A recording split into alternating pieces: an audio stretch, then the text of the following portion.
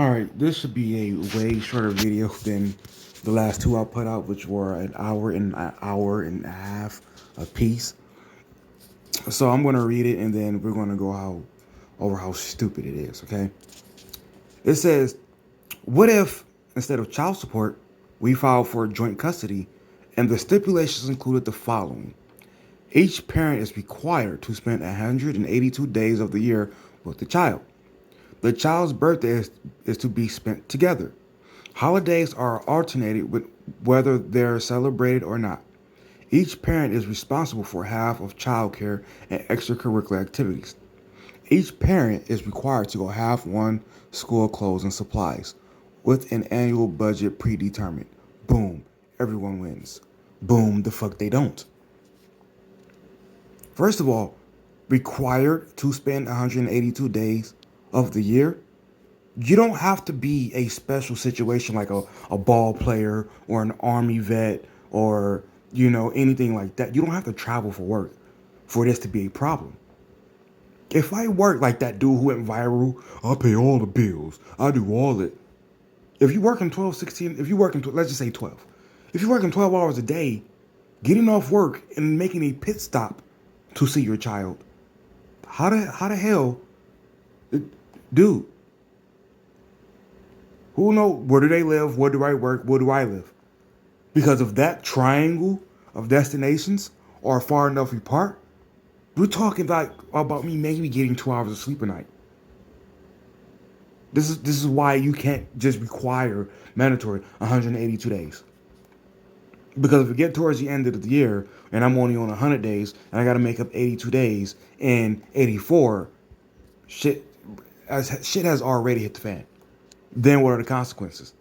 Then I have to pay you money now because I fucked up. And then before we get to the next one, this requires both parents to have a decent demeanor and really wants what's best for the child. Dude, we got the second we made sex the free as free as it is now, we've removed the for the best interest of the child a long time ago. So this is already out the door. The people who can do this already do this. So putting this on paper is stupid. The child's birthday is to be spent together. Okay, listen. Women and men, a lot of times, but my biggest problem with child support, one of my biggest problems is a sub part of it anyway, is that women like to spend money on birthdays for their child a lot different, especially if it's their first or only child.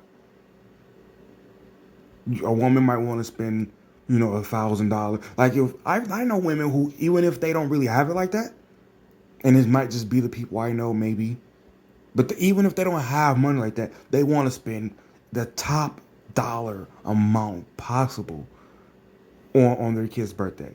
We talking a two or 300, anywhere from $200 to $400 just for the blow up thing. This is before the food. This is before. I have a family member. She's a single mom, and on her child's birthday, dude wasn't even like 3 yet. I think he was only like 2. She rented out a place. The place came with the blow up stuff, 2 of them. She had to buy the pizza. She said, "Me get the pizza." That was expensive. The drinks. There was face painting there, and it's like, yo, if this is my kid, it's like, look, he's 2 years old. Y'all got kids that are young in age, and you can bring them. Cool. Look, I got a backyard.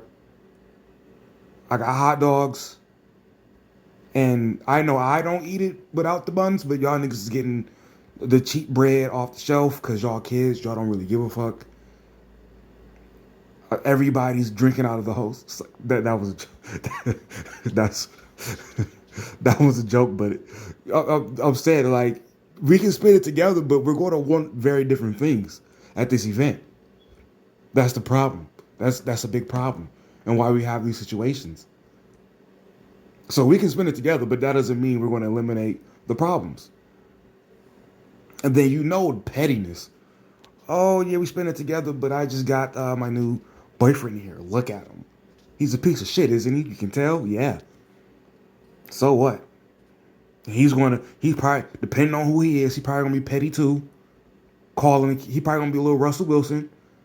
Want to be called nicknames, call little kid nicknames, say son in front of you. Shit. Like, this isn't, just because you spend it together don't mean you solve the situation. Really don't. Holidays are alternated whether they're celebrated or not. Okay, here's the problem again. I have a job where I'm off every holiday, every single one. I've had jobs where I had to work the holiday. Damn near every single one, depending on how my schedule worked out. How do you know that we both won't have some sort of issue with this? And if you say, well, adults ought to know how to figure this out, those same adults don't need this. Those adults who can figure it out don't need this. All this is a borderline trap. Because all they got to do is say, he didn't keep up with none of this shit. He only spent 180 days with his kids last year. And he didn't compensate me for those two. I need my money for those two.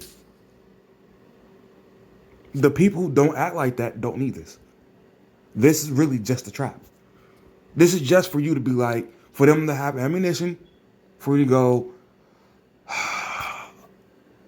he still ain't shit. I try to go equal with him. This is why I need my money. Each parent is responsible for half of childcare and extracurricular activities. Here's another problem. Here's another fucking problem. If I can get childcare for a little cheaper or a lot cheaper than what you want, because you know the whole I don't trust everybody with my kid. You might want to spend that extra money, but I don't. Now what? I might be able to have a family member keep them, but you don't trust them, or vice versa. Now what? Again, people who can come to an understanding about this stuff don't need this list. This is just another arrangement for you to fail on, not meet. That's all it is. Don't think this is in your favor. Like, yeah, finally. This is not. This is not. This is why I never agree to these just, oh, well, you should just, listen. My thing, this is why another reason why I won't have kids. I'm not playing this game with you. I'm not being a glorified babysitter. Look, if we made this come this far, we agree to have a kid, I'm letting you know up front. If you ever want to leave, you either gonna take the kid or I'm gonna keep the kid. I'm not doing this with you. I'm not. And if you want to be paid enough to take it and just put me on child support, well, I guess I gotta write that check then. Take your check and go. That's your kid now. Don't call me. Each parent is required to go half on school supplies, clothes and school supplies, with an annual budget predetermined. You can't predict, well, you can predict the window, but you can't predict when a child has a growth spurt. You can't predict if a school is going to implement or change a uniform policy. You can't predict if something happens and now one of your income changes. You can't predict this. You're going to have to adjust this on the fly a lot. A lot of schools differ, and they even change it on the fly as to the supplies you have to supply for your child in order to attend the school. We've seen this in other posts that I've covered.